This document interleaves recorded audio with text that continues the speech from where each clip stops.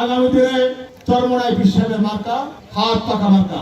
জনসেবাই আমার রাজনীতি, এই অঙ্গীকার নিয়ে ইসলামী আন্দোলন বাংলাদেশ মনোনীত বাগেরহাট ১ আসনের সংসদ সদস্য প্রার্থী মোল্লা মুজিবর রহমান শামীম বলেছেন, আমি ব্যবসায়ী মানুষ, চাইলে নিজ জীবনে সচ্ছলভাবে চলতে পারতাম, কিন্তু জনগণের কল্যাণে নিজেকে নিবেদন করতেই রাজনীতিতে এসেছি। দায়িত্বে থাকাকালীন সময়ে সর্বদা জনগণের পাশে থেকেছি। চিতলমারীতে এমন একজনও নেই যে বলতে পারবে আমি তার ক্ষতি করেছি। যেহেতু আমি পরীক্ষা দিয়ে এসেছি, আপনারা আমাকে আবার একটা পরীক্ষা দেওয়ার সুযোগ দেন। সম্মিলিতভাবে সবাই মিলে আজকে চিতলমারী মাদকে ছেয়ে গেছে।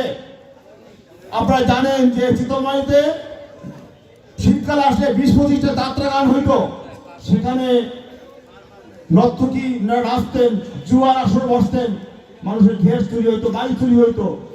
আমি কিন্তু সেই গান আপনাদের নিয়ে বন্ধ করেছি। অনেক মানুষ আমার জীবনের উপর থেকে ঝুঁকি আমাকে মারার জন্য চেষ্টা করেছে, আমি কিন্তু পিছপা হয়নি। কেন করেছি? মানুষ শান্তিতে বসবাস করুক। শনিবার বিকেল ৩টায় চিতলমারী উপজেলার ১ নং বড়বাড়িয়া ইউনিয়নের বড়বাড়িয়া বাজার ঈদগাহ মাঠে ইসলামী আন্দোলন বাংলাদেশ বড়বাড়িয়া ইউনিয়ন শাখার উদ্যোগে আয়োজিত এক বিশাল গণসমাবেশে তিনি এসব কথা বলেন। মোল্লা মুজিবর রহমান শামীম আরও বলেন, হাতপাখা হল শান্তির প্রতীক।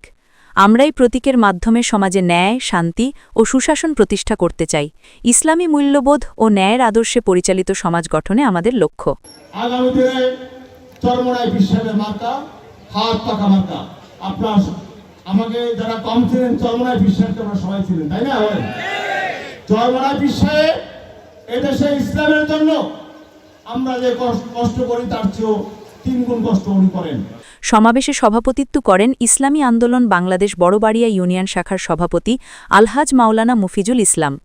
এ সময় ইসলামী আন্দোলন ও সহযোগী সংগঠনের বিভিন্ন স্তরের নেতা কর্মীসহ সাংবাদিক ও সুশীল সমাজের প্রতিনিধিরা উপস্থিত ছিলেন।